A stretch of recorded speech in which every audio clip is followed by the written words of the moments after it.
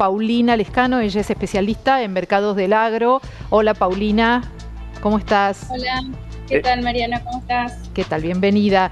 ¿Cómo va? Se habla mucho, ¿no?, de una nueva versión de dólar soja para septiembre, ya con valores actualizados, ¿no? Debería estar más de 400 pesos. ¿Cómo lo ves? ¿Qué información tenés?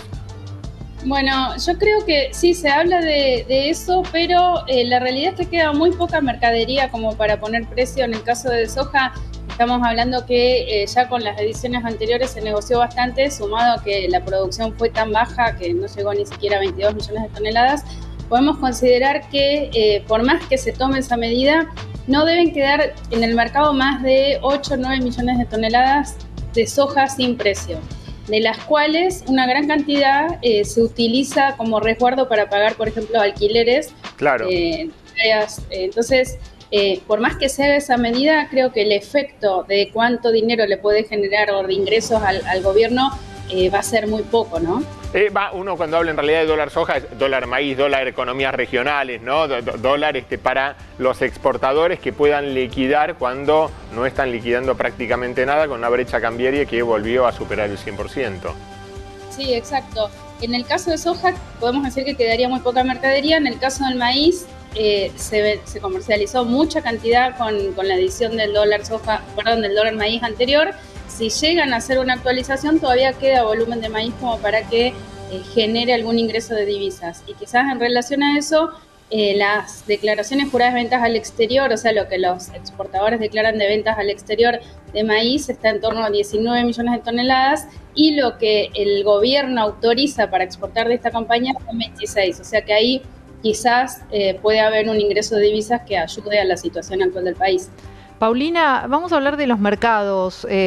Argentina se queda atrás, Brasil está triunfando, convirtiéndose en el primer productor exportador, pasando a Estados Unidos. ¿Esto es lo que está pasando? ¿Cómo es? Sí, eso viene pasando desde hace muchos años, pero podemos decir que el crecimiento más importante y más fuerte de Brasil ha sido en los últimos 10 años.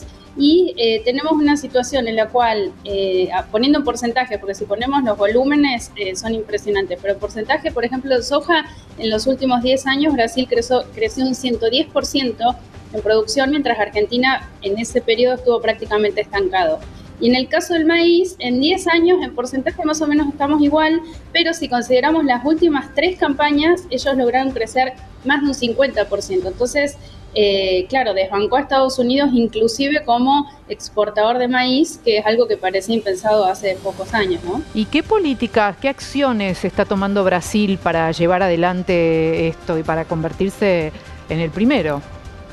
Bueno, digamos, son políticas que podemos decir han sido siempre de largo plazo y han tomado medidas desde los años 80 en adelante, en donde básicamente hay reglas, no es tan complicado, ¿no? Para el resto del mundo, hay reglas claras de largo plazo, tienen un único tipo de cambio, se hacen, reformas logísticas para generar mejor accesibilidad de zonas que están muy lejos de los puertos, que en la mayoría de las superficies en Brasil pasa eso, y básicamente eso, ¿no? Las reglas claras, un único tipo de cambio, y no existen los famosos derechos de exportación que tenemos en Argentina desde hace muchísimos años, y entonces toda, la rentabilidad que genera el sector se vuelca nuevamente para generar mayor producción y producir de forma más eficiente. Y entonces, ¿qué acciones debería tomar Argentina para recuperar el mercado? Bueno, creo que ya estamos en una instancia en la cual es muy difícil que podamos recuperar, porque ya el avance que hizo Brasil es muy, muy grande. Entonces, en volumen es muy difícil que podamos hacerlo. Sí creo que es importante cambiar o tomar medidas para evitar que sigamos perdiendo lugar en el mundo, y esas medidas básicamente son un único tipo de cambio, eliminar de alguna manera los derechos de exportación y más que nada generar, que todo lo que la riqueza que produzca el campo, en vez de irse en derechos de exportación o impuestos, etcétera, se reinvierta en todo lo que es logística para poder transformar esa producción básicamente en el interior del país. Bien. ¿Y qué ventajas competitivas podría aprovechar Argentina más allá de todas estas modificaciones que mencionabas? Bueno, La realidad es que, digamos, a nivel suelos y clima tenemos bastantes ventajas respecto a Brasil. Brasil ha logrado poner en producción una gran cantidad de superficie que tenía deficiencias de fertilizantes o que necesitaban hacer, digamos, un trabajo para que esos suelos sean productivos. Nosotros ya tenemos los suelos productivos que en cualquier circunstancia, con estas modificaciones que estábamos hablando, generarían una rentabilidad al productor que ya está produciendo, y eso solo permitiría que se incremente un poco el área sembrada, pero básicamente, digamos, la utilización de herramientas, tanto de insumos, de tecnologías nuevas, etcétera, que hagan que haya más rinde por hectárea. Claro, cuando uno dice el dólar de 350 pesos, en realidad no es el dólar de 350 pesos porque tenés las retenciones, tenés los derechos de exportación, claro, con lo cual es mucho menos, y la brecha cambiaria, después luego tiene que comprar insumos que están dolarizados, ¿no? A un dólar, te decíamos, dólar blue de 740 pesos, ¿no?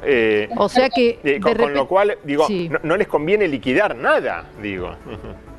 No, y como vos comentabas, Mariana, en relación a esto de los dólares, y bueno, y comentabas lo del dólar blue, que podemos decir es un reflejo de justamente la escasez de dólares que hay en la economía, también esta situación está haciendo que todo lo que son las importaciones de una manera u otra se restrinjan y no se están autorizando importaciones por la falta de dólares, y eso es menos insumos para poder tener una buena producción en el sector agro. Claro, entonces, a ver, el 80% de lo que se importa son insumos para la producción, ¿no? Exacto, entonces imagínate que estamos encarando una campaña en la 23-24 de soja, maíz, girasol, etcétera, en donde en algunos casos no están los insumos. Fertilizantes, por ejemplo, ¿no? Digo, que necesitas, que o son importados o tienen componentes importados. Claro.